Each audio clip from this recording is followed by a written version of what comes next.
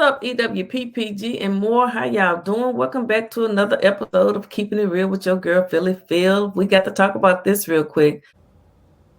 Out of the state of Missouri, where 115 inmates, they've taken over a section of the jail in downtown St. Louis. You see some images there. Police and firefighters, they're currently at the scene, and they've closed the area surrounding this building. I'm sure it's a pretty terrifying scene, to say the least. Want to bring in Jasmine Payute. She is from our NBC affiliate at KSDK in St. Louis there. Jasmine, thanks for joining us on this. What's going on there? Thanks for having me, Yasmin. The people I spoke with today called what happened here surreal. Inmates at the St. Louis City Jail, which is right in the heart of downtown, rebelling. We're told about 177 of them did this by lighting things on fire, throwing things from the fourth floor window, and chanting. This all started around 3 o'clock this morning when the public safety director says an inmate and a corrections officer got into a scuffle. That's when other inmates jumped in. He says during this whole ordeal, they made no demands, and he insists this was not a hostage situation. This was a bunch of folk that were defiant. This was a bunch of people that decided that they were going to engage in criminal mayhem. And that's exactly what they did, and they should be held accountable for what they did.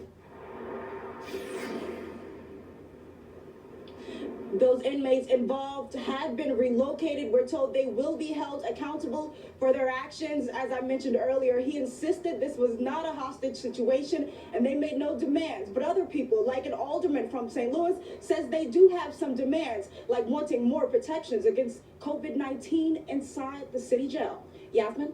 All right, St. Louis, some of the inmates took over the fourth floor of the jail. You know, we've been talking about a lot of people that's currently in St. Louis jails. I know Tim Norman and Terica Ellis, they're in jail there, but I know they're not at this one. But listen here.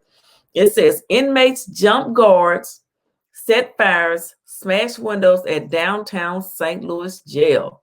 Look at that. And there's a picture of them. Look, they setting fires. They have their faces covered, trying to, I guess, protect themselves from COVID-19.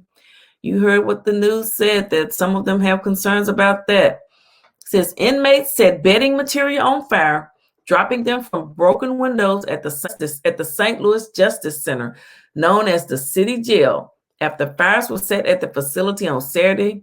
Come on down here.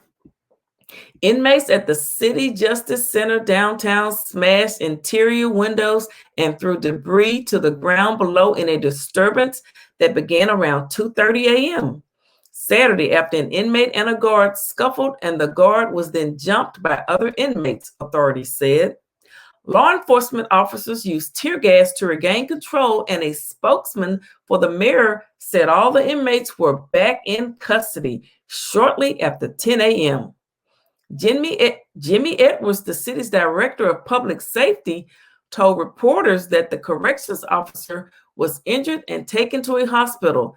That guard suffered bruises and contusions and was released later that day. Jimmy Edwards, city director. He's probably going to be the one coming to fire. Then it says no other officers and no inmates were injured, he said. Jail officials since December have been contending with a locking problem that allows inmates to free themselves from their cells by tampering with the locks, Edwards said. The problem contributed to the mayhem that occurred early Saturday on the fourth floor. You know, who's ever in control of that is going to come under fire, because the inmates should not be able to unlock themselves. That sounds like management issues to me. After the initial confrontation with the guard, about 115 inmates on the floor set fires, clogged toilets, and flooded different areas of the floor, said Jacob Long, spokesman for Mayor Lyda Crewson. After authorities regained control of the floor, about 65 inmates were then transferred to the St. Louis Medium Security Institution, also known as the Workhouse, he said. I wonder if that's where Tim Norman's located. Inmates were seen gathered at the shadowed windows of the fourth floor about 6:30 a.m. They broke adjacent windows and threw chairs and other debris to the sidewalk below on Tucker Boulevard. My. Flames could be seen just inside the windows, and items appear to have been set on fire before being thrown down to the sidewalk. Firefighters and emergency vehicles were at the scene shortly before 7 a.m. Dozens of people gathered to watch from the other side of Tucker, and at least one live video of this disturbance was posted to Facebook.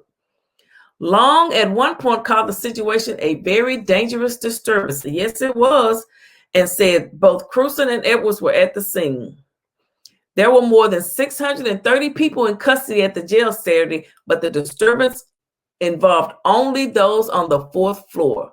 Then it says cleanup and repair work began around 10 p.m. There are 4 units on each floor. On the 4th floor, only 1 unit will be used for the time being. Wow. The others will be operational again in 3 to 4 weeks. It was at least the 3rd disturbance at the CJC in recent weeks. One occurred the last week of December, and a second occurred just days later. In those cases, inmates had expressed concern about unsafe conditions amid the coronavirus pandemic. Dozens of inmates were transferred to the workhouse following those earlier disruptions. All right, guys. Well, looks like some of the inmates have some concerns about coronavirus, but this isn't a way to get their point across. Thank you guys for watching another episode of Keeping It Real with your girl, Philly Phil, and I'll talk to y'all soon.